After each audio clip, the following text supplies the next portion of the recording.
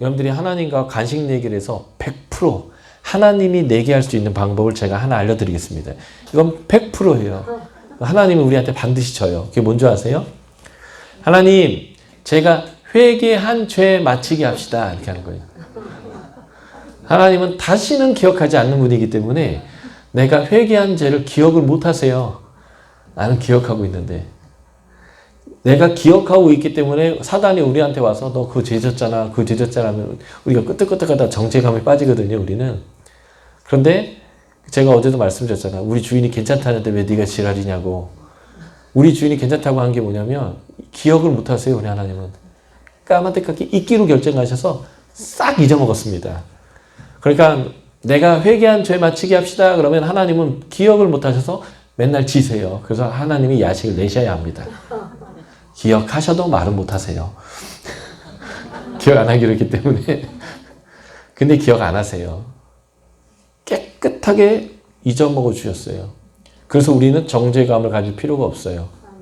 주인이 기억을 안 하세요. 그래서 주인의 눈에는 우리는 의인일 뿐이에요. 용서받은 의인, 긍휼을 입은 의인이기 때문에 그렇습니다. 이게 바로 새 언약이에요. 이 새 언약으로 인해서 우리에게 은혜를 베푸는데 이 새 언약을 얘기하는 예레미야는 크게 두 가지를 얘기했어요. 첫 번째가 새 언약이고 두 번째는 너희가 포로로 갔다가 70년이 되면 반드시 돌아오게 할 것이라는 거예요. 그것을 두 번이나 언급했어요. 25장 11, 12절과 29장 10절에서 말이죠. 이 부분이 왜 중요하냐면요. 포로로 갔다가 다시 돌아오는 것이 무엇을 의미하냐면 제2의 출애굽적 사건이에요.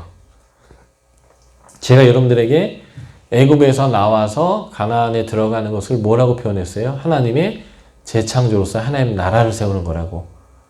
그래서 하나님이 출애굽한 다음에 이스라엘 백성과 하나님의 통치인 율법을 주셨죠. 신의 언약. 그리고 하나님의 임재인 성막을 주셨죠. 그리고 하나님의 안식인 가나안 땅을 줬다면 지금 이들이 멸망하는 것은 이것을 다 잃어버리는 거예요. 그런데 하나님이 다시 이들에게 이것을 회복시켜줘요. 하나님의 통치인 새 언약을 주십니다. 이게 이제 예레미야를 통해서 보여주는 거예요. 그리고 하나님의 임재를 주는데 에스겔이 뭘 봤을까요? 새로운 성전을 봤어요. 에스겔 성전. 하나님의 임재, 여호와 삼마, 하나님이 여기 계시다라고 하는 하나님의 임재를 보는 거예요. 그리고 이제는 안식의 땅이 필요한데 70년이 차면 돌아오는 거예요. 그러니까 지금 이스라엘 백성들이 멸망하는 것은 하나님의 심판이지만 뒤집어 말하면 하나님이 이들을 새롭게 해서 다시 하나님 나라를 회복하는 역사를 하나님께서 쓰고 계시는 사건이다라는 것을 보여주는 게 예언서들입니다. 그 예언서 중에 특별히 예레미야가 포로로 가지만 하나님이 딱 나를 정해놨어요. 70년이 되면 돌아올 거야. 그러니까 처음에는 애굽에서 출애굽했다면 이제는 출바벨론 하는 거예요. 근데 그 두 사건은 신학적으로 같은 사건이에요. 하나님 나라를 세우고 회복하는 사건이 된다라는 것입니다. 그래서 애굽의 430년의 기간처럼 바벨론에서의 70년의 기간은 새롭게 하나님 나라를 다시 창조하는 사건이에요. 그러니까 애굽에 갔던 것이 인큐베이터와 풀무불이었다면 70년의 바벨론의 생활도 바로 그 인큐베이터와 풀무불, 이스라엘 백성을 정결케 하는, 그래서 정결한 백성을 다시 하나님의 거룩한 땅에 되돌리는 사건이다라는 것입니다. 그래서 이사야서 54장은 이 바벨론으로 갔다 되돌아오는 이 사건을 뭐라고 표현하면 노아의 때와 같다라고 표현했습니다. 노아의 홍수는 단순한 심판으로만 이해하면 안 된다고 제가 말씀드렸죠. 하나님은 다시 회복해서 노아를 통해, 남은 자를 통해 하나님의 나라를 다시 회복했던 것처럼 바벨론 포로로 끌려간 자들이 남은 자예요. 에스겔서에 아주 재밌는 표현이 나와요. 바벨론 포로로 사람들이 끌려가는데 여러 번 끌려갔어요. 605년에 한번 끌려갔고 597년에 한번 끌려갔어요. 그리고 586년에 또는 6년 7년에 성전이 파괴되고 나라가 망하게 되거든요. 근데 지금 이 다니엘이 이때 끌려갔는데 597년에 에스겔이 597년에 끌려가는데 이 에스겔의 말에 귀에 바벨론 땅에 있는 에스겔의 귀에 뭐가 들려오냐면 포로로 끌려간 애들은 다 죄인들이고 예루살렘에 남아있는 우리가 남은 자다. 이렇게 이제 에스겔서에 있는 바벨론에 끌려간 사람들을 향해서 예루살렘에 있는 사람들이 말하는 거예요. 그러니까 에스겔이 이걸 얘기합니다. 아니야. 바벨론에 간 우리가 남은 자야. 너희는 586년에 다 죽을 거야. 그 남은 자. 그 남은 자들 통해서 하나님이 70년이 차면 되돌아오게 할 것이라는 거예요. 다니엘서 9장을 보면 다니엘이 성경을 읽다가 그 70년이 찼음을 깨닫습니다. 근데 그가 뭘 읽었냐면 예레미야서 읽은 것 같아요. 예레미야의 글을 읽었다 그렇게 있어요. 70년이 차면 돌아오리라. 예레미야서 25장 11절과 29장 10절에 나와 있는 이 말씀을 읽은 거죠. 그리고 그가 하나님께 중보기도하기 시작해요. 마치 모세가 기도했던 것처럼 그런 중보기도를 하는데요. 바로 이게 70년이 차면 돌아오겠다는 그 약속을 이루게 하는 다니엘의 기도입니다. 그 기도하면서 이제 21일 해서 요즘 다니엘 기도 하잖아요. 그 얘기와 관련되어 있는데, 그리고 에스겔은 하나님의 임재인 성전을 보게 됩니다.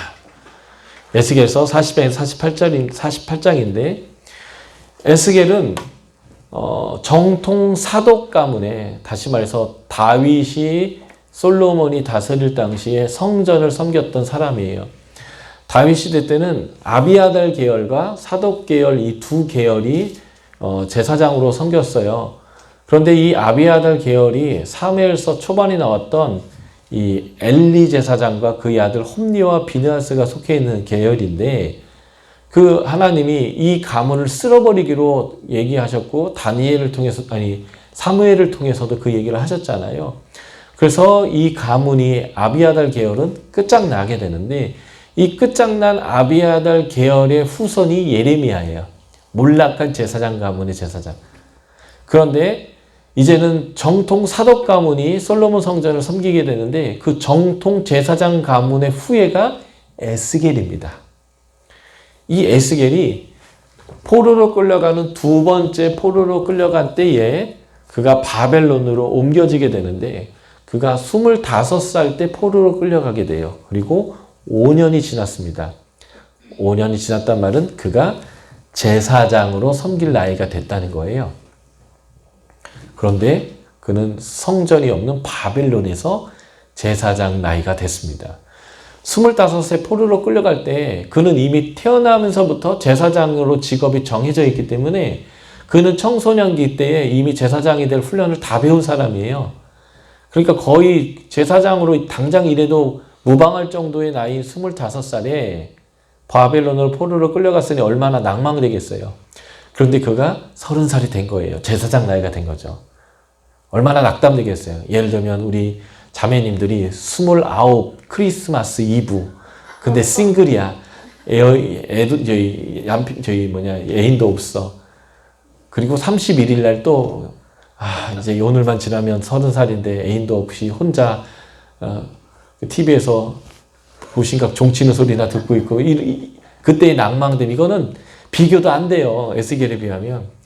에스겔은요, 제사장인데 성전도 없고 제사도 없고 제사를 드릴 수 있는 것도 없는 그곳에서 바벨론 때에서 30살이 된 거예요. 근데 그 30살이 되던 해에 하나님이 그를 제사장이 아니라 선지자로 불렀어요. 그리고 환상 가운데 그의 머리 한숨을 딱 잡아가지고 예루살렘에다 딱 갖다 놨어요. 성전에. 그런데 예루살렘에 봤더니 어마어마한 거예요. 거기에 막 우상 숭배와 온갖 가증한 것들이 성전에 가득한 거죠. 아마 에스겔은 큰 위로를 받았을 거예요. 내가 이런 곳에서 제사장 할 뻔했구나. 안 하는 게 낫구나. 그러면서 그가 무엇을 받냐면, 하나님이 동쪽 무로 난 예루살렘 성전의 문을 통해서 그룹을 타고 나가버리셨어요. 이가봇한 거와 똑같은 사건이에요. 실로의 성소가 파괴되고 하나님 영광이 떠난 것처럼 하나님이 예루살렘 성전을 파괴하고 떠날 것에 대한 환상을 바로 에스겔서 8장부터 11장에 본 거예요. 하나님의 영광이 떠났습니다. 왜 떠났는가? 이들이 하나님이 아닌 우상을 숭배하고 열국을 의뢰했기 때문에 그렇습니다. 그런데 에스겔은 에스겔서 40장부터 48장에서 이 하나님의 영광이 돌아옴을 봤어요. 새로운 성전, 새로운 도성, 새로운 땅의 분배, 새로운 제사장 제도를 그가 봤어요. 그리고 여호와께서 거기 거하시는 여호와 삼마라는 것을 보았죠. 그리고 그 하나님의 임재가 돌아왔기 때문에 그곳으로부터 생명수가 흘러가는 거예요. 우리가 이미 에덴 동산과 요한계시록의 새하늘과 새 땅에 흐르는 강, 그것을 지금 이 에스겔이 본 거예요. 이게 에스겔서 41장에 나오는 성전 문지방으로부터 흘러나오는 강입니다. 그러니까 586년에 성전을 멸망시키고 떠났던 하나님이 떠난 이유가 뭐예요? 새 창조, 회복하기 위해서. 하나님 나라를 다시 회복하기 위해서 이스라엘 백성 가운데 다시 거하시려고 하나님이 떠나셨다라는 것을 이 에스겔이 본 것입니다.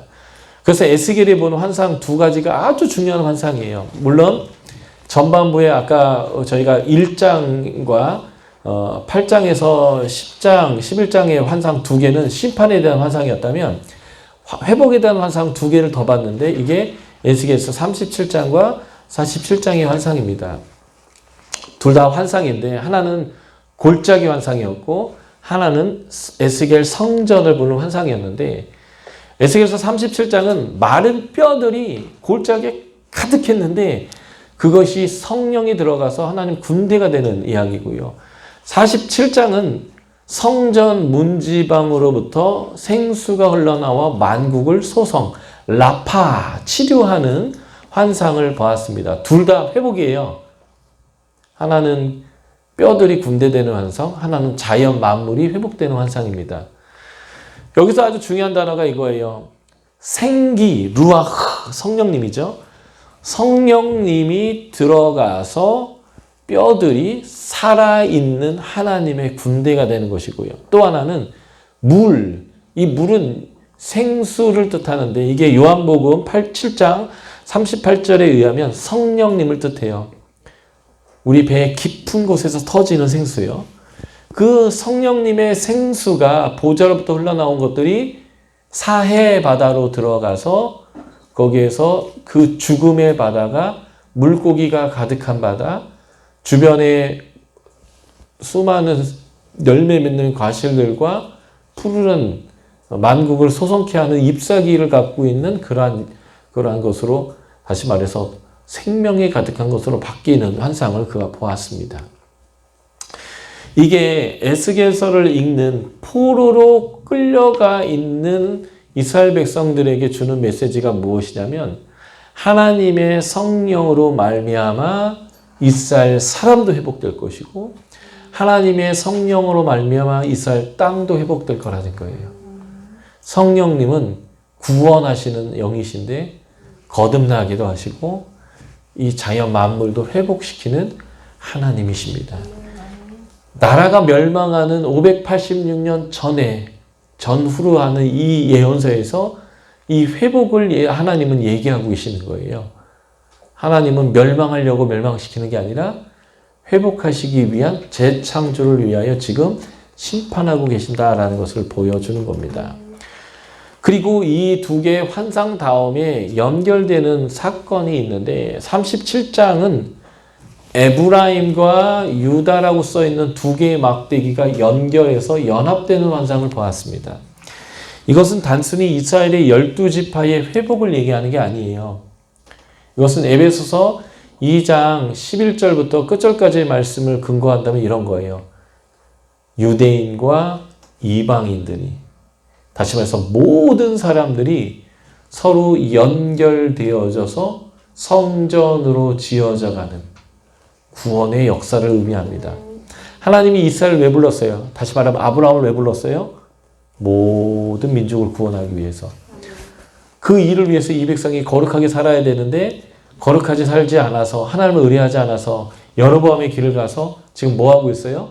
망하고 있어요. 그런데 하나님은 뭘 꿈꾸고 있어요? 이들의 회복뿐만 아니라 열국이 하나님 백성 되는 것을 꿈꾸고 있는 거예요. 그게 바로 이 에브라임과 유다라고 쓴 그 막대기를 연결해서 연합하게 하는, 에베소서 2장에 나오는 대로 멀리 있었던 자, 하나님의 권속이 아닌 자, 언약 밖에 있었던 자들이 이제는 하나님의 백성이요, 하나님의 권속이요, 그리고 함께 연결되어져서 유대인과 이방인이 함께 성전으로 지어져 가는, 이것을 본 것이 이 연결된 막대기의 환상입니다. 그리고 에스겔서 47장은 땅의 분배와 예물이 드려지는데 하나님이 그 땅에 함께 계시면서 모든 사람들이 하나님의 백성으로 살아가는 모습을 보여줍니다. 그러니까 에스겔이 본 이 회복에 대한 환상은 뭘까요? 하나님의 구원을 통해 모든 나라, 모든 민족들이 회복되고 모든 땅에 하나님의 임재의 장소, 첫 창조 때처럼 하나님이 거기 계시는 하나님의 회복이 이루어진다라는 것을 보여주는 메시지가 바로 이 메시지다라고 보시면 좋겠습니다. 그래서 영원한 진리는 하나님의 백성은 하나님의 신으로 말미암아 하나님의 백성이 되고 하나님의 백성의 사명을 감당할 수 있고요. 하나님의 임재 함께 하심으로 말미암아 모든 것이 다 살아나게 되는 이런 회복의 역사가 일어난다라는 것. 그래서 에스겔이 뭘 본 거냐면 새하늘과 새 땅을 본 거예요.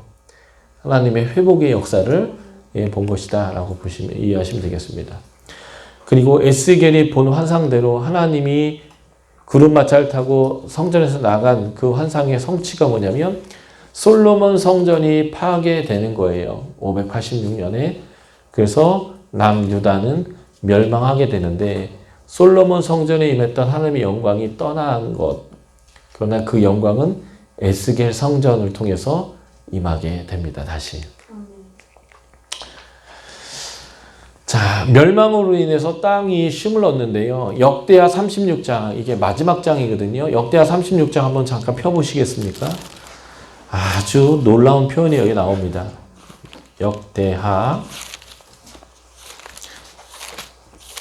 역대기 마지막 장이죠. 36장 18절부터 21절까지를 같이 읽어보겠습니다. 역대하 36장 18절부터 21절입니다. 찾으셨나요? 네, 같이 읽겠습니다. 시작. 또 하나님의 전에 대소그릇들과 여호와의 전에 보물과 왕과 방백들의 보물을 다 바벨론으로 가져가고 또 하나님의 전을 불사르며 예루살렘 성벽을 헐며 그들의 모든 궁실을 불사르며 그들의 모든 귀한 그릇을 부수고 칼에서 살아남은 자를 그가 바벨론으로 사로잡아가며 무리가 거기서 갈대아 왕과 그의 자손의 노예가 되어 바사국이 통치할 때까지 이르니라. 이에 토지가 황폐하여 땅이 안식년을 누린같이 안식하여 70년을 지냈으니 여호와께서 예레미야의 입으로 하신 말씀이 이루어졌더라. 21절이 아주 충격적인 말인데요. 이스라엘 백성들이 다 죽고 포로로 끌려가서 땅이 안식년 누렸대요. 원래 하나님의 백성을 가나안 땅에 집어넣은 이유는 하나님의 공의로운 법도로 이들이 마치 아담에게 줬던 그 명령 있죠. 정복하고 다스려고 경적하고 보전하라. 하나님의 성품과 하나님의 자녀됨으로 주권적 청지기의 삶을 살면 땅이 안식을 누리는 거거든요. 그것을 이스라엘 백성을 통해서 가나안 땅에서 이루라고 했는데 이 백성이 살인하고 범죄하고 음행하고 우상 숭배하고 그래서 땅이 견딜 수가 없었어요. 그래서 레위기 18장에 나오는 것처럼 가나안 7족속을 그 땅에 토해내는 것처럼 이 땅이 이스라엘 백성을 삼켜버렸어요. 그게 멸망의 사건이라면 이 일로 인하여 땅이 안식을 누렸다. 이거 참 안타까운 일이죠. 우리 그리스도인들이 이 땅의 삶을 통해서 이 땅의 안식을 누려야 돼요. 그게 우리의 이 땅에 대한 부르심입니다. 우리가 하나님의 성전이고 하나님의 이름을 걸었기 때문에 우리가 하나님께 영광을 돌리는 것뿐만 아니라 이 땅에 안식을 누리게 하는 것, 이게 우리의 사명인데, 아우 개독교 때문에 이 땅이 더 더러워졌네 이런 소리 들으면 안 돼요. 지금 이스라엘 백성이 멸망한 이유 중에 하나가 바로 이것입니다. 땅이 받아낼 수가 없는 거예요. 이들을 참아낼 수가 없는 거예요. 토해내버리는 이런 사건이 벌어진 것이 586년의 멸망입니다. 우리가 이거에 대해서 우리가 잘 생각해야 되는 것이죠. 그래서 땅이 이스라엘을 토해낸 사건이라는 거예요. 예레미야 레위기 20장 22절 보면 너희가 이렇게 이 땅의 법도와 율례 가나안 사람들의 것을 따른다면 땅이 너희를 토해낼 거라고 했는데 에스겔서 36장 14절에서 이 산들이 너희를 삼켰다라고 하면서 지금 이들이 하나님의 죄로 인하여 가나안 7족속처럼 진멸됐던 그런 진멸의 사건이 586년이다 말하는 거예요. 그런데 이 심판을 통해서 하나님이 뭘 하시냐? 이 땅을 정결케 하는 거예요. 노아의 홍수 때처럼 가나안 정복대의 7족속들을 싹 쓸어버린 것처럼 하나님이 이 땅을 정결케 하는 거죠. 그리고 바벨론으로 옮겨갔던 남은 자들, 그들을 거기에서 정결케 해서 그들을 다시 가나안 땅에 집어넣는 사건. 그래서 바벨론 폴에서 돌아오는 것은 제2의 출애굽적인 사건이 되는 것입니다. 바로 지금 여기 나오는 구절들이 이 바벨론에서 폴로로 돌아오는 게 마치 출애굽하는 사건과 같은 사건이다라는 것을 표현하는 건데요. 우리 호세아서 2장을 한번 읽어볼까요? 호세아서 2장 14절부터 16절입니다.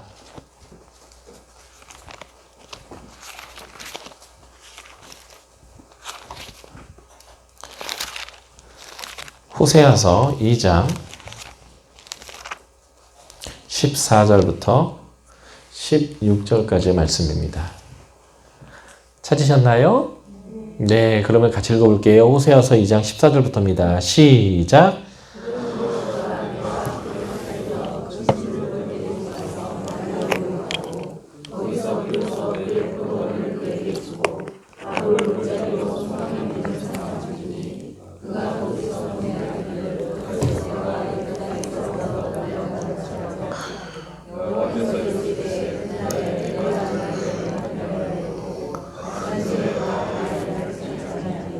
예.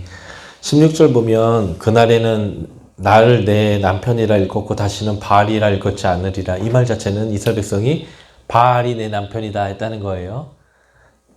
새 언약에서 내가 네 남편이었어도 네가 나를 버리고 음행을 행했다는 표현과 같은 표현인데, 그래서 지금 광야로 내려가서 거기서 좋은 말로 탈을 낸다라는 게 바벨론 포로 가는 얘기예요. 그리고 거기서부터 돌아오게 해서 포도원을 주겠다는 거예요. 그래서 이제 아굴골짜기가 아간이 여리고에서 하나님의 탈취물들을 다 하나님께 바치라 했는데 자기가 바쳤다가 돌로 맞아 죽어서 돌무드게 된 그 골짜기가 아굴골짜기잖아요. 고통의 골짜기. 너희가 지금 멸망당하는 이 고통이 이제는 아굴골짜기가 아니라 소망의 문이 되게 하겠다. 지금 하나님이 바벨론 갔다 돌아오는 사건이 회복의 사건이고 구원의 사건이 될 거다라고 하는 표현을 지금 호세아서가 이렇게 표현하는 겁니다. 호세아는 이런 내용을 5번이나 반복해서 하나님의 심판이 단순한 심판이 아니라 구원이다라는 것을 보여주는 겁니다. 그래서 바벨론 포로로 갔다 오는 사건은 출애굽 사건과 같은 사건이다라는 것을 신학적으로 증명하기 위해서 제가 이렇게 쭉 정리해 놨어요. 죄악으로 인한 심판 당하고 그래서 땅이 쉬게 하는 사건이다. 이게 이제 출애굽 사건과 바벨론 사건이 같은 거죠. 출애굽 때는 가나안 7족속을 하나님이 심판했다면 이 포로 멸망과 포로 때는 이스라엘 민족이 그 가나안 7족속처럼 땅을 더럽혔기 때문에 심판받아요. 그래서 진멸 전쟁이 일어나는 거예요. 그래서 에스겔은 철저하게 다 죽는다라는 거로 표현하고 있습니다. 그리고 이들이 타국 밖으로 끌려가요. 이스라엘 백성은 애굽으로 처음 갔다면 이번에는 바벨론으로 끌려가게 되고요. 그리고 남은 자를 통해서 하나님은 그 일을 하시는데 아브라함과 이삭과 야곱의 후손들이 남은 자로서 애굽에 갔다면 지금 605년에 포로로 끌려간 사람 중에 대표가 다니엘과 세 친구들이에요. 590년에 포로로 끌려간 사람이 에스겔과 1만 명의 장인들인데 이런 사람들이 바로 남은 자들입니다. 이런 남은 자들이 바벨론으로 가게 되고요. 하나님의 백성을 하나님께서 정결케 하는 사건이 바로 바벨론의 포로로 끌려가는 사건들입니다. 나중에 여기 있는 구절들을 여러분들이 꼼꼼히 읽어보시면 정확하게 이 내용을 설명하고 있어요. 그리고 하나님이 인큐베이터, 애굽과 바벨론이 하나님의 백성을 다시 큰 민족으로 만드는 역할을 하기 위해서는 이들을 돕는 자들이 필요했습니다. 그래서 요셉을 먼저 내려가서 총리가 되게 한 것처럼 포로로 끌려갈 때 제일 먼저 600원의 포로로 끌려간 사람이 다니엘과 세 친구인데 다니엘은 총리가 됐고 세 친구는 지방 장관들이 돼서 애굽에서 요셉이 이스라엘 백성을 도운 것처럼 왕궁과 관리로서 이스라엘 백성을 도운 사건이 다니엘과 세 친구예요. 그래서 이 인큐베이터 역할로 큰 민족이 되게 하고 다시 약속의 땅으로 돌아왔습니다. 약속의 땅으로 돌아올 때 1차 포로 귀환이 스룹바벨이라는 사람을 통해서 이루어졌고요. 2차 포로 귀환이 예스라는 정통 사덕가문의 제사장인데 박사예요. 그래서 학사 예스라를 중심으로 돌아왔고 3차 포로 귀환은 느헤미야를 통해서 돌아왔는데 자 보세요. 스룹바벨이 1차 포로 귀환을 통해서 돌아와서 뭘 했을까요? 성전을 졌어요. 스룹바벨 성전.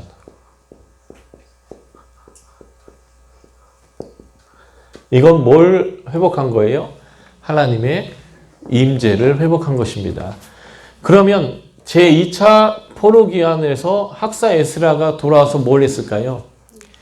에스라서 7장 10절에 보면 그는 여호와의 율법을 연구하고 준행하고 가르치기로 결심한 사람입니다. 그래서 그는 수문앞 광장에서 신명기에서 말한 대로 장막절 기간에 성경을 낭독하라고 했는데 성경을 낭독하면서 부흥을 일으켰어요. 그래서 그는 율법, 하나님의 통치인 율법이 이 땅에 법이 되도록 했던 사람입니다. 그러니까 하나님의 통치가 회복되게 한 거죠.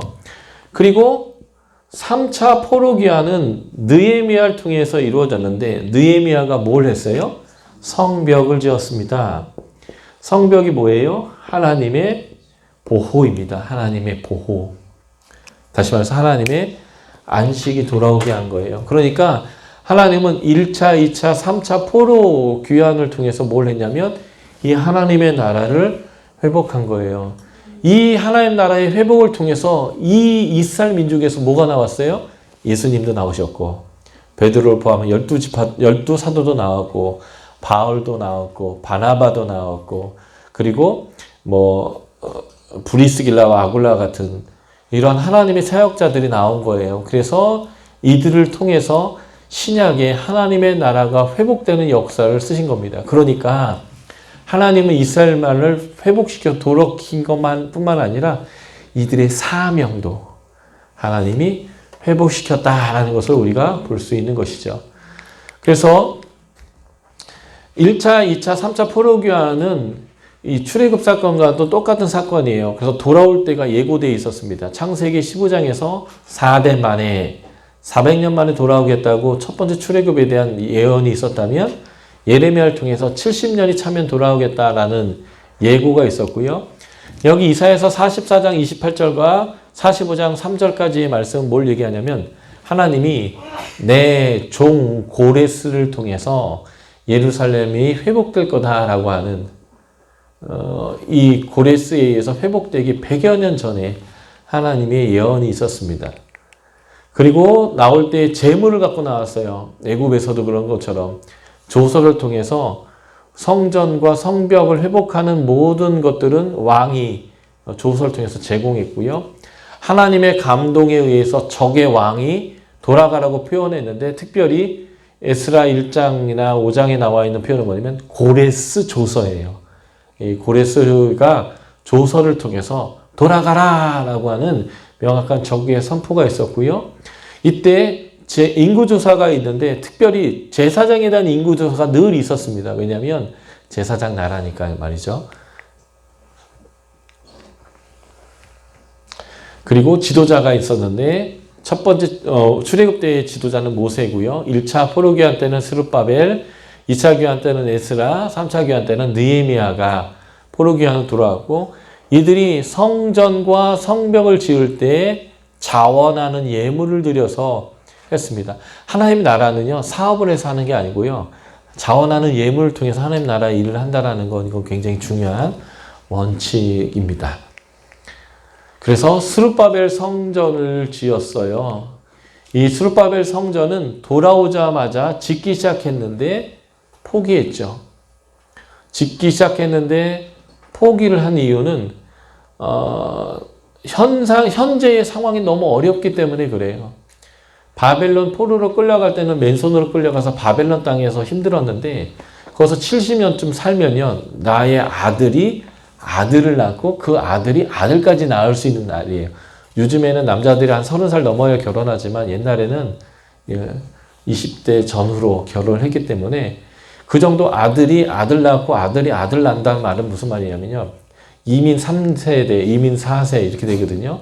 그러면 혀도 꼬부라져서 그날 말 잘하고요, 그 나라의 문화를 익히고요, 그 나라의 음식도 문제가 되지 않는 그런 상황이에요. 그런데 하나님이 이제 돌아가라 하는 것입니다. 다시 돌아가는 거예요. 엄청난 어려운 일이에요. 하다못해 제가 지금 유학을 가서 저희 아들, 딸들이요, 그 외국에서 대학을 다니잖아요. 돌아간다고 하면 아들, 딸 안 와요. 그런데 몇 세대가 지났는데 오겠어요? 그런데 그 모든 어드밴티지를 다 이익을 버리고 돌아온 사람들이 있어요. 그들이 바로 포로에서 돌아온 의인들입니다. 그래서 그들이 돌아왔는데 이 땅에 봤더니 폐허인 거예요. 너무 힘든 거예요. 그래서 포기했습니다. 그런데 하나님이 학개와 스가랴 선지자를 보내셨어요. 그래서 536년에 짓기를 포기했던 그 성전 짓기를 다시 회복하는 게 520년에 다시 시작하는데 516년에 성전을 완공하게 됩니다. 그게 바로 하나님의 영광을 회복하는 사건이 되는 것입니다. 그런데 이 스룹바벨 성전에는 모세의 장막에 떨어졌던 불이나 솔로몬 성전에 떨어졌던 불, 엘리야 제단에 떨어졌던 불과 같은 하나님의 불도 없었고요, 하나님의 영광이 가득 임했다는 표현도 없습니다. 그러면 그 하나님의 영광이 어디에 임했을까요? 예수 그리스도에게 임했습니다. 그게 바로 성육신하신 예수님에 대한 이야기인데, 자, 요한복음 1장 14절을 우리가 좀 찾아서 같이 읽어보겠습니다. 요한복음 1장 14절은 하나님의 영광이 바로 이 예수님에게 임했다라고 하는 그 표현입니다. 요한복음 1장 14절, 예수님의 성육신에 대한 표현인데 단순히 인간의 육체를 입고 왔다라고 하는 이 표현을 넘어서는 아주 중요한 표현이 요한복음 1장 14절이에요. 자, 요한복음 1장 14절 찾으셨나요? 예, 우리 같이 소리내서 읽겠습니다. 시작.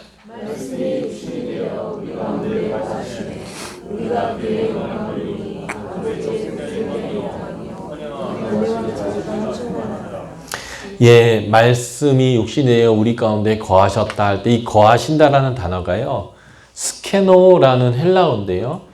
이 스케노라는 헬라어는 신약에 딱 5번밖에 사용되지 않는데 요한복음에 1번, 요한계시록에 4번, 오직 요한이 사용한 단어예요. 사도 요한이요.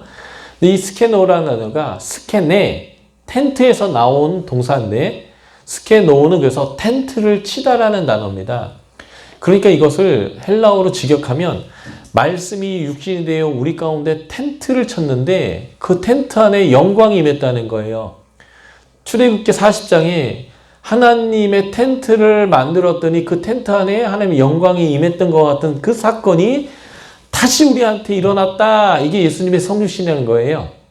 그러니까 예수님은 성막으로 오신 거예요.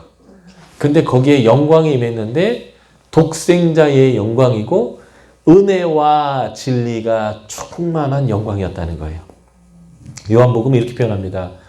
율법은 모세로부터 왔다면 은혜와 진리는 누구를 통해서 왔다고요? 예수님 통해서 왔다고요. 하나님의 은혜, 하나님의 진리가 율법과는 다른 진정한